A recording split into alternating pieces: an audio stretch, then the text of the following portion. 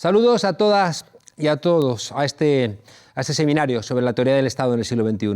Os decíamos en el anterior curso que había como 4 aspectos que queríamos esbozar simplemente para arrancar después elementos como más concretos y en mayor profundidad de esta pregunta que nos convoca. Habíamos planteado inicialmente la idea de la confusión de la época. Ahí lo que queríamos era establecer que no bastaba solamente la confrontación o el enfado con el mundo como elemento para arrancar nuestra mirada crítica. Es verdad que venimos de la mano de los teóricos de la sospecha, ¿no? Y que esa sospecha tiene mucho que ver con cierto malestar, ¿no? Pero lo que queremos dejar claro desde este mismo momento, desde el comienzo del seminario, en que la perplejidad también tiene que incorporarse a nuestra mirada. ¿Por qué? Porque cuando teníamos las respuestas tenemos la sensación, como decíamos, de que nos cambiaron las preguntas. Y los marcadores de certeza con los cuales orientábamos el mundo, Dios, la familia, el trabajo, las ideologías, el Estado, la fábrica, la escuela, todos esos elementos se están moviendo de una manera vertiginosa, pero además, como definía Gramsci en su concepto de crisis, lo viejo ya no vale como servía antes, pero no se ha marchado. Y lo nuevo puede estar en un horizonte promisorio, pero no termina de llegar. Es muy importante, y lo repito muchas veces, algo utilizando el ejemplo de Espartaco. Espartaco es rescatado de la mina para trabajar en la novela de Howard Fast, ¿no? Para ser muerto como gladiador en la escuela de gladiadores de Lentulon. Espartaco está contento porque en la mina su perspectiva vital era peor, ¿no? Come mejor y va a poder pelear por su vida. El caso es que esa escuela de gladiadores llega Craxio, que es un galo, que era un esclavo que se había levantado y en vez de ser crucificado fue condenado a galeras con la orden de que nunca saliera de las mismas. Pero al ponerse de moda en la decadente Roma las peleas de gladiadores, ¿no? Donde hacía falta mucho esclavo porque la siniestralidad era muy alta, pues lo sacan de galeras y lo llevan a la escuela de gladiadores. Allí se da cuenta de la condición natural de liderazgo de Espartaco y un día se le acerca y le dice: oye, yo una vez fui libre, y Espartaco no entiende ni siquiera qué le está planteando ese hombre loco, ¿no? Y le insiste: yo fui libre, ¿qué quieres decir? Pues que acabamos con los soldados, pero os matarían. No, los matamos nosotros a ellos, pero vendrían más soldados, ya, pero los derrotamos, pero vendría una legión de Roma a acabar con vosotros. Sí, pero nos organizamos y les derrotamos. Y preso de la ansiedad, Espartaco le dice: pero ¿y entonces qué hicisteis? Y Craxio le contesta: fuimos libres y vivimos en comuna, donde todo era de todos. Ahí opera algo que creo que es muy importante para esto que estamos planteando, que es lo que yo llamo la ecuación de la transformación.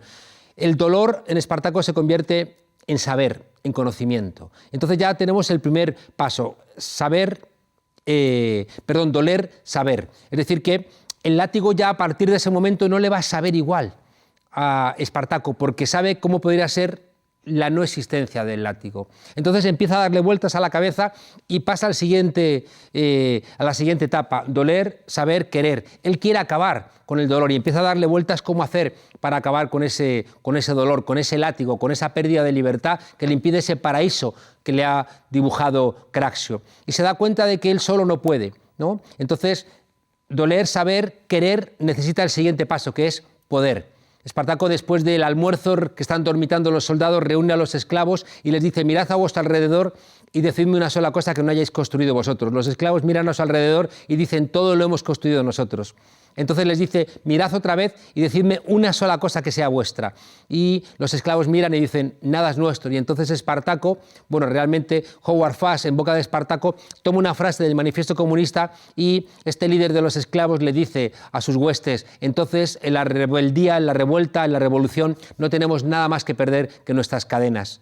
Doler, saber, querer, poder y hacer. Y eso es lo que explica, por esa capacidad de convertir el dolor en conocimiento, que un pequeño grupo de esclavos fue quien puso en jaque al ejército más poderoso de su época. Os decía que esta idea del dolor es la que ha generado la mirada crítica históricamente, pero os decía, y que es muy relevante, ¿no?, que entendamos que la perplejidad también es un elemento que tenemos que incorporar, porque si no, no vamos a saber explicar todas las discusiones, muchas de ellas estériles, que ha habido sobre el Estado y aún más, ¿no?, sobre la propia sociedad. Bueno, decíamos en la clase pasada que analizamos la confusión de la época, aunque fuera someramente. Os invitamos a que veáis en El gobierno de las palabras, política para tiempos de confusión, donde desarrollo con mucho más detenimiento todos estos aspectos. Y os planteamos también algo sobre lo cual no se suele reparar, pero que creo que es esencial, que es la naturaleza humana. Y os contábamos la semana pasada que establecer ideas claras sobre la naturaleza humana nos permite, por un lado, entender que aunque no se explicite, una buena parte de la ciencia política presupone las teorías de la elección racional, que a su vez presuponen que el ser humano es malo por naturaleza, es decir, que opera esa suerte de piensa mal y acertarás a la hora de explicar el comportamiento humano. Eso que es válido para sociedades neoliberales donde todos estamos en lucha contra todos, deja fuera de foco todos los comportamientos no egoístas, deja fuera de foco todos los comportamientos normativistas que buscan normar cómo podría ser una sociedad diferente, no explica los comportamientos altruistas, no explica ni siquiera los elementos de comportamiento social que tienen la idea de reciprocidad como horizonte. Y por eso os planteaba la semana pasada que esta concepción de la naturaleza humana, cuando la complejizamos y entendemos que es verdad que el ser humano tiene su demonio, pero también tiene su ángel, y que hemos llegado hasta aquí gracias a la cooperación y no a la competencia, no a la lucha, porque entonces nos habríamos destruido, podemos entender que las teorías de la elección racional, como veíamos, no pueden explicarnos todo el comportamiento humano. Hace falta meter también ahí las instituciones, que lo que hacen es normar el principio de reciprocidad. Y añadíamos una más, porque todos los seres humanos tenemos círculos de reconocimiento más cercanos. Y añadíamos un último, los seres humanos somos sujetos de conciencia y, por tanto, esa empatía hacia los demás seres humanos no la perdemos, que lo establecen algunos biólogos como Maturana y Varela, cuando dicen que cuando no queremos ayudar a alguien tenemos que explicar por qué no ayudarle, porque lo que nos sale a los seres humanos es la ayuda, porque, insisto, ha sido la cooperación, ese entender que nada de lo humano nos es ajeno, forma parte, ya digo, de la posibilidad evolutiva de haber llegado hasta aquí. Os decíamos que nos faltaban dos elementos más que quiero también simplemente esbozarlos. El tercero es cómo conocemos. Es decir, el ser humano y en las ciencias sociales no trabajamos con elementos a menudo que podamos manipular, sino que trabajamos con ideas, con conceptos, con presunciones, diría Max Weber, con tipos ideales que construimos extrayendo factores de la realidad y que nos permitan cotejar la realidad con ese modelo inexistente, por eso es ideal, y que nos ayuda, ya digo, a hablar de una sociedad capitalista, de un modo de producción socialista o de una nación, ¿no? Son todos conceptos que tenemos que definir para poder aclararnos. Y ahí empieza el problema. ¿Por qué? Porque hay una condición performativa del lenguaje. ¿Qué significa esto? Significa que el lenguaje performa la realidad. Es decir, que al final, cuando tú dices cuidado con el perro, es como si hubiera un perro dentro, porque ese anuncio alerta a la gente que lo ve de que puede meterse en problemas si entra adentro. O esta valla está electrificada, puede ser una advertencia real o falsa, pero el efecto es el mismo. Decía el principio de Thomas que cuando tomas algo por cierto en sus causas, se convierte en real en sus consecuencias. Si yo digo que la Tierra es plana, se convierte en plana para los hechos de la navegación. Por tanto, quien domina el lenguaje puede incidir fuertemente en la realidad. Hoy sabemos que, y seguimos los principios de John Searle, que la realidad física existe, pero realmente lo que significa esa realidad física es una construcción social. ¿Existe el ajedrez? Pues depende si quien se sienta enfrente del tablero con los escaques conoce las reglas del juego, porque si no el ajedrez no existe. ¿Existe el dinero? Pues dependerá, ¿no? Yo creo que debo tener por aquí dinero, si no tiene alguien que se llama monedero, sí. Este dinero funciona como tal solamente en la medida, ¿no?, en que ahí lo reconoce como tal. Otra persona de otra cultura, un niño, ve que es simplemente un papel. La física existe, es un papel, pero la concepción de dinero es simplemente un consenso social, ¿no? Igual que una cena de gala es una cena de gala solamente en virtud de que la gente vaya vestida de gala. ¿Qué quiero decir con todo esto? Quiero decir que al final la verdad es representativa, se construye a través de consensos y quien establece las metáforas de una sociedad termina por perfilar cómo leemos la realidad. Pensemos que el pueblo inuit, ¿no?, los esquimales, el propio nombre de esquimales, ellos lo reprueban porque significa comedores, devoradores de carne, ¿no? Entonces ellos dicen, no, nosotros nos llamamos a nosotros mismos los inuit, no nos defináis desde fuera. ¿Cuánta razón tenía Galeano cuando planteaba, recogiendo un antiguo proverbio africano, que en tanto en cuanto los leones no tuvieran sus propios historiadores, la historia de las cacerías las escribirían los cazadores. Si tú no te das a ti mismo tus propias palabras y te explican desde fuera, te están robando tu propia realidad. Decía que los inuit tienen hasta 13 conceptos del blanco, porque viven en las nieves, mientras que una persona urbana que viva en Manhattan, en Buenos Aires, en Madrid o en Quito, pues va a perder toda esa riqueza. Claro, volvemos otra vez a un clásico, al Marx de la ideología alemana, cuando decía que los valores dominantes son los valores de las clases dominantes. Igual que esa torpeza, ¿no?, de las burguesías latinoamericanas que hacían tejados, ¿no?, como si hubiera grandes nevadas imitando los tejados de Madrid o de París, y no entendiendo que la realidad es otra, o esa burguesía que en el colmo, ¿no?, de la desubicación celebra la Navidad en el Caribe con muñecos de nieve, ¿no?, importando tradiciones que no se corresponden en absoluto con la realidad física. Ya digo, esa importación de los valores dominantes, esa importación del propio lenguaje, termina por ocultar la propia realidad. Hay que ser muy sensato, cuando queremos hablar de cómo conocemos y queremos enfrentar una teoría del Estado que explique el Estado en sus diferencias en África, en América Latina o en Europa, tenemos que entender la idea de la colonialidad del saber de Aníbal Quijano. Es decir, que hemos explicado durante mucho tiempo la colonialidad física, que lo que buscaba es, a través de la violencia militar, robar las riquezas de un país o esclavizar a su población, y dejamos de lado durante mucho tiempo la colonialidad del saber. Es decir, cómo a través de determinados conceptos el mundo moderno europeo ha colonizado la manera de leer el mundo de otros países, incluso de otros continentes. Es muy relevante entender que cuando hablamos de cómo conocemos hay que plantear que las palabras europeas vinculadas a la modernidad han terminado, ¿no?, prefigurando, conformando la manera en la que muchos pueblos se han entendido a sí mismos.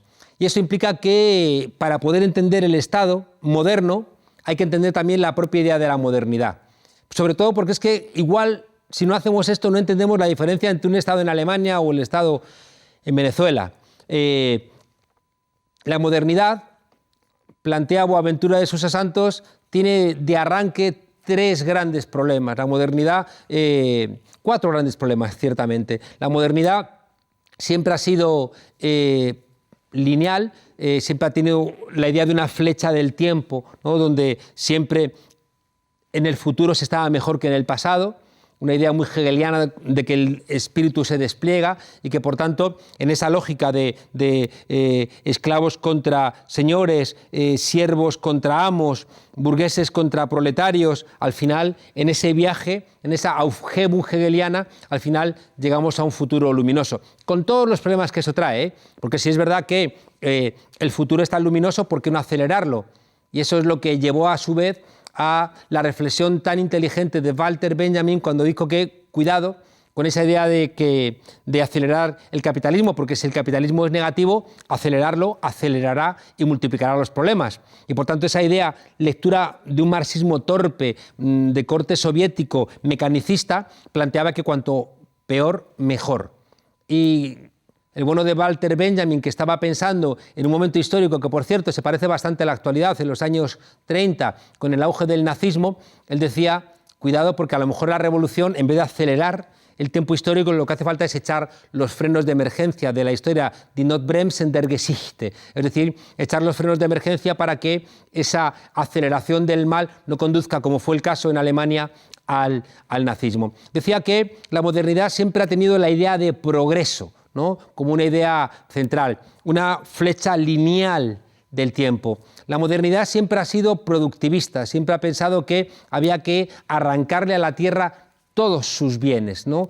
Ahí está Francis Bacon tratando a la tierra como una mujer a la que había que penetrar, violar, obtener de ella todas sus riquezas, ¿no?, que es lo que explica también el deterioro medioambiental que ha traído el capitalismo europeo, por esa concepción que no respetaba a la tierra, que sería inconcebible en la cosmovisión de los pueblos originarios de América Latina, para los cuales la tierra no era una mujer a la que había que violar, sino que era la Pachamama, la madre tierra. Y por eso siempre me llamó la atención esa respuesta de un indio pies negro que decía a alguien que le planteaba que por qué no araba la tierra, y contestó: clavaré acaso un puñal en el pecho de mi madre. La modernidad, ya digo, ha sido lineal en el tiempo, ha sido extractivista, ha sido eurocéntrica, ¿no? Siempre ha sido construida desde el desprecio a cualquier otro tipo de cultura, y eso también hay que aplicarlo, no lo olvidemos, al Estado, ¿no? El Estado con esa lógica tan efectiva que a lo mejor no se compadecía bien con otras lógicas en otros lugares. Basta pensar en ese mapa en África trazado con líneas rectas, ¿no? Sin importar los pueblos que había divididos en esas líneas que trazaba ese pensamiento moderno europeo. Y por último, como en cuarto lugar, el pensamiento moderno siempre ha sido machista, ¿no? Es decir, que en su cosmovisión, al haber hecho esa división entre naturaleza y cultura, las mujeres siempre quedaron del lado de la naturaleza y por tanto no eran sujetos de racionalidad y por tanto quedaban al margen incluso, ¿no? de la concepción de ciudadanía, porque como explica Carole Pateman, si la razón de la obediencia política es la capacidad de decidir esa obediencia, si cuando las mujeres dicen no, no es no, sino que, como dicen algunos, a día de hoy, todavía en el siglo XXI, resucitando concepciones profundamente machistas y patriarcales, cuando plantean, estoy pensando por ejemplo en el presidente de Chile, que recientemente lo expresó, ¿no? Piñera. Si uno plantea que cuando las mujeres dicen no, quizá en el fondo están diciendo sí, les estás negando la capacidad de la obediencia política y, por tanto, ser ciudadanas, ¿no? Como ha ocurrido pues, prácticamente hasta el siglo XX. Bien, todo esto que he planteado del cómo conocemos es esencial. ¿Por qué? Porque quien pone los nombres termina mandando. Si en vez de hablar de muertos hablas de daños colaterales, estás obrando tres grandes causas. Estás, por un lado, haciendo un recorte de realidad, ¿no? Porque al ser daños colaterales y no muertos no ves los más de 600.000 asesinados en Irak. Si hablas de daños colaterales, al mismo tiempo, junto a ese recorte de realidad hay un déficit de sentido. ¿Por qué? Porque un daño colateral no tiene el significado que tiene un muerto, sobre todo porque el ser humano lucha contra la muerte y en el momento en que tú niegas el propio concepto de muerte, estás negando, ¿no? esa propia contundencia y ese shock que produce en el ser humano y que nos permite sobrevivir con esa aversión a la muerte. Y en tercer lugar, los que ponen los nombres hacen un recorte de realidad. Hacen un desperdicio de la experiencia, hacen con ese recorte de la realidad y con ese déficit de sentido, hacen que la experiencia, ya digo, puede ser incluso 600.000 muertos, no sirvan para cambiar nuestra realidad, no puede haber un aprendizaje, ¿no? Por todo esto es para dejar claro que es muy importante toda la disputa en términos de sentido, toda la disputa sobre los conceptos. No hay que olvidar que los conceptos políticos, por definición, son conceptos en conflicto. Insistimos en la idea. ¿Por qué? Porque estos conceptos pueden caer, como veíamos, del lado de la regulación o del lado de la violencia. Los conceptos políticos van a estar en lucha. ¿Cómo definas el Estado? ¿Cómo definas democracia? Volvemos a insistir en que ahora mismo hay una cierta consternación en la ciencia política anglosajona porque Donald Trump o el Brexit, ¿no? han supuesto una quiebra epistemológica de esa arrogancia con la cual presentaban siempre a la democracia inglesa o a la democracia norteamericana frente a las democracias subdesarrolladas de prácticamente cualquier lugar del mundo, con alguna salvedad en Europa. Y de repente, bueno, pues la insania de un Donald Trump rompe todo ese discurso fácil que pretendía señalar como en los mejores tiempos de Rostov que el camino, el modelo, la senda era la norteamericana y que los demás solamente iban a poder llegar a democracias que merecieran ese nombre cuando siguieran los mismos pasos que habían seguido supuestamente los Estados Unidos. No olvidemos que esta colonialidad del saber tuvo su elemento central de fuerza con el papel de la Iglesia durante todos los siglos XVII, XVIII, XIX, pero que después, en el último siglo, ha sido muy relevante la condición imperial europea y la condición imperial, sobre todo, norteamericana, ¿no? Y en el siglo XX, esa pelea en la Guerra Fría estableció que conceptos clásicos con los cuales hemos explicado la realidad política y social, modernidad, transición a la democracia, neoliberalismo, los que queramos imaginar democracia, no eran sino conceptos, ya digo, en lucha, conceptos que justificaban la existencia, ya digo, de esta hegemonía norteamericana y europea en el concierto mundial. Bueno, plantea también Boaventura que con apenas 5 pares de conceptos el mundo occidental ha colonizado el mundo. El concepto Oriente-Occidente, que presentaba al mundo oriental como una civilización alternativa, con un ejército, con Estado, con un dios, y que justificaría las cruzadas. El siguiente par es el par civilizado salvaje. Los salvajes, a diferencia de Oriente, ni siquiera tenían Estado, había dudas sobre si tenían alma, es la disputa en 1550 entre Fray Ginés, entre Ginés de Sepúlveda y Bartolomé de las Casas, acerca de si los indios tenían o no tenían alma. Es, ya digo, lo que justifica la conquista de América, ¿no? La cruzada en el concepto Oriente-Occidente. En cambio, si tú no estás considerando ni siquiera, ¿no?, la civilización de los indígenas, puedes justificar la conquista sin problema. El tercer par es naturaleza-cultura, ya lo he señalado, que lo que establece es bueno, pues una separación que explica, ¿no?, por qué hasta que los europeos, los occidentales, aunque sean los norteamericanos en este caso, los que lanzan las primeras bombas nucleares sobre Hiroshima y Nagasaki, explican, ya digo, la consternación de esos científicos que se dan cuenta que al separar naturaleza y cultura estaban pensando que sus actos no tenían una continuidad cuando abandonaban el laboratorio. Y es la primera vez que, ya digo, la ciencia se da cuenta de que esa separación entre naturaleza y cultura es abominable. Y ya hemos señalado también que si añadimos que media humanidad quedaba alejada, ¿no?, de toda la consideración de seres racionales, pensantes, científicos, artistas, al quedar del lado de naturaleza y no de cultura, explicamos cómo este concepto ha sido un concepto especialmente dañino en el desarrollo de la humanidad. El cuarto concepto es arcaico frente a moderno, que explica que en la línea del tiempo, quien se sitúe, no sé, como un burócrata de la FAO, en Washington, frente a un campesino de Burkina Faso, aunque vivan los dos en el siglo XXI, uno está en el tiempo de la modernidad, mientras que está el otro en el tiempo del arcaico, sin darnos cuenta de que las respuestas de agricultura o de pesca que puede dar ese campesino o ese pescador de esos países desde esa lógica subdesarrollados, bueno, pues ven cómo se incapacita su capacidad de supervivencia cuando se importan con nombres que otra vez son nombres colonizadores como Revolución Verde, que implican la ruptura de los métodos tradicionales de pesca y de agricultura y su sustitución por métodos mercantiles que agotan la tierra y hacen dependientes a los campesinos principalmente. El último par es el de global y local, ¿no?, que una vez más establece que todo aquello que es susceptible de ser globalizado es positivo, en cambio todo aquello que está localizado es negativo. Démonos cuenta de que estos 5 pares y todo lo que hemos planteado del conocimiento es muy relevante, porque quien define las cosas es quien tiene el poder.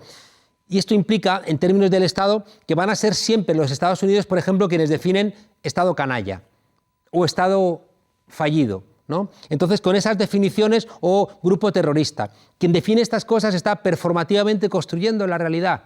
Y, como veremos más adelante, cuando entendamos que los Estados Unidos ha decidido poner en marcha su lucha imperialista, no con los términos clásicos de las invasiones militares, sino a través de golpes de Estado parlamentarios o judiciales, las palabras y quien sea capaz de hegemonizar un sentido, de poner el marco, el framing y establecer la agenda, está de alguna manera consiguiendo lo mismo que en el siglo XX, pero sin siquiera disparar una sola bala. Creo que era muy importante que aclaráramos estos elementos antes de entrar a fondo en el elemento estatal.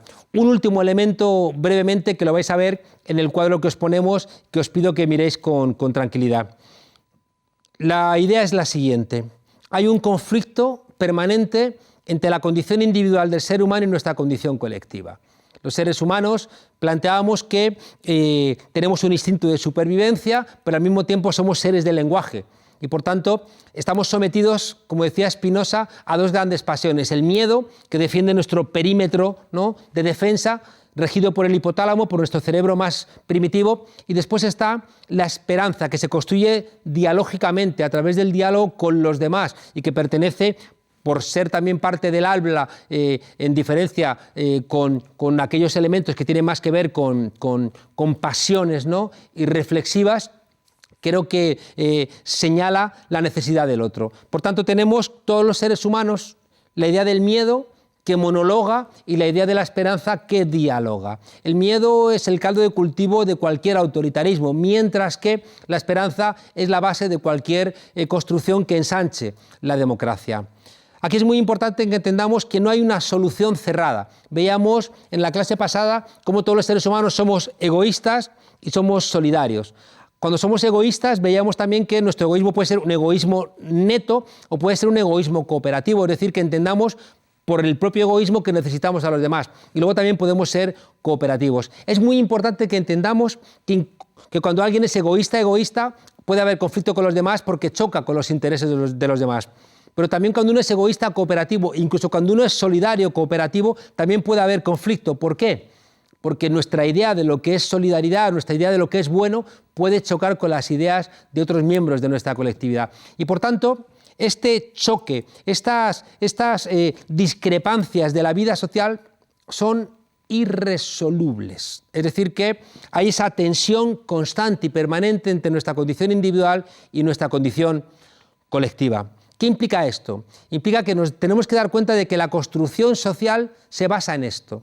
Hay 4 grandes problemas de nuestra vida social, que hay 4 grandes subsistemas sociales que los solventan, que son los que queremos plantearos en el siguiente cuadro. Hay un conflicto vinculado a la escasez de los recursos. Es decir, que tenemos que entender que la esencia de la economía es que los recursos son escasos. Esto no justifica en absoluto que hoy no se pueda alimentar a todo el planeta, porque se podría. Pero sí que es verdad que cuando tú miras las partes de un animal, no todas son igual de apetecibles. Es decir, que si no hubiera escasez, no haría falta la economía. No haría falta, ¿no? En una sociedad donde hubiera de todo, no habría economía porque no habría escasez, ¿no? Pero eso es una utopía que además sería muy negativa porque chocaría contra los propios límites del planeta. Tenemos un conflicto por la escasez. ¿Quién lo solventa? El conflicto con la escasez lo solventa la economía. ¿Cómo? A través de la división del trabajo, que es la que reparte, digamos, las tareas para lograr especialización y lograr un mayor excedente. ¿Y qué conseguimos? La reproducción social. Así que la economía es un subsistema social que se explica por la escasez. Segundo subsistema social.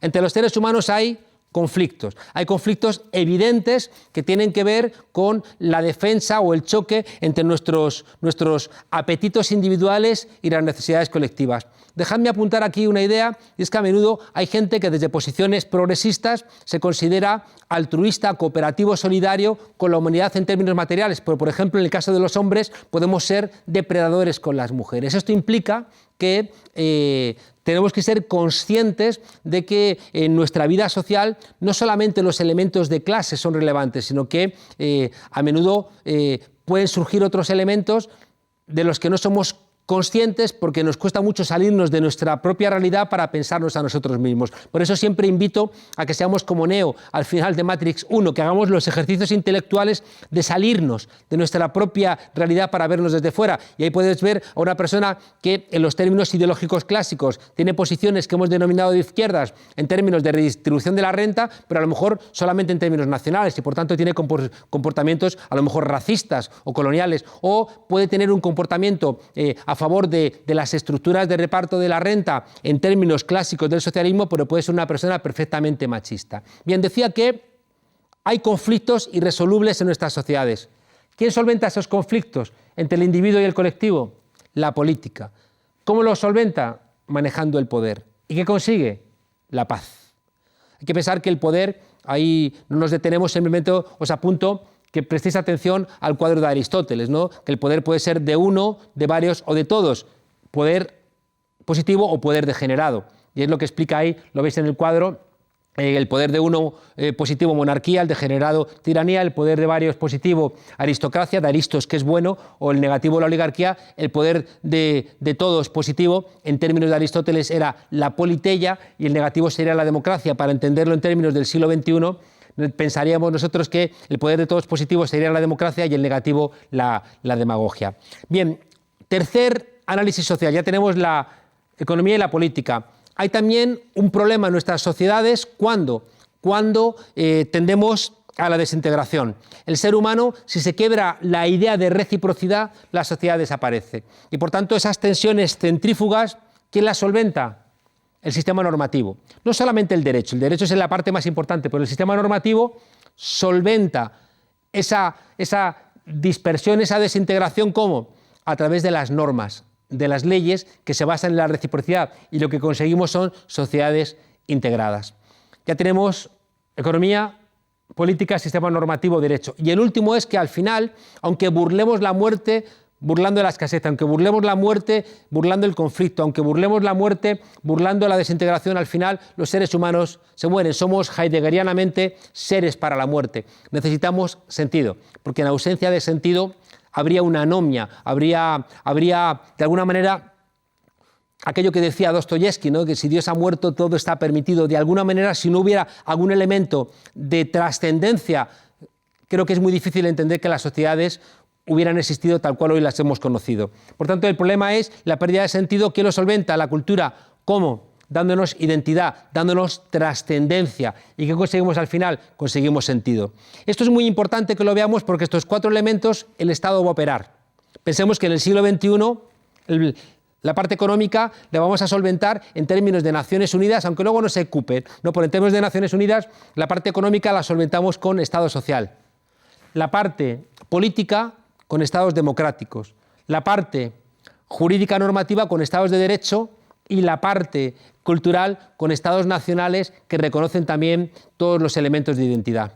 Bien, simplemente fijaos en esta segunda clase introductoria, queremos plantearos el marco teórico sobre el cual vamos a sostener después nuestras explicaciones de la teoría del Estado. Os pedimos que repaséis estas 2 primeras clases antes de arrancar ya con la teoría del Estado stricto sensu, porque creo que esta base teórica es la que nos va a permitir después avanzar mucho más en los contenidos. Pues lo dicho, muchas gracias por vuestra atención. Sigo con mi dinero en el bolsillo. De eso, si queréis, hablamos en el siguiente curso. Un abrazo.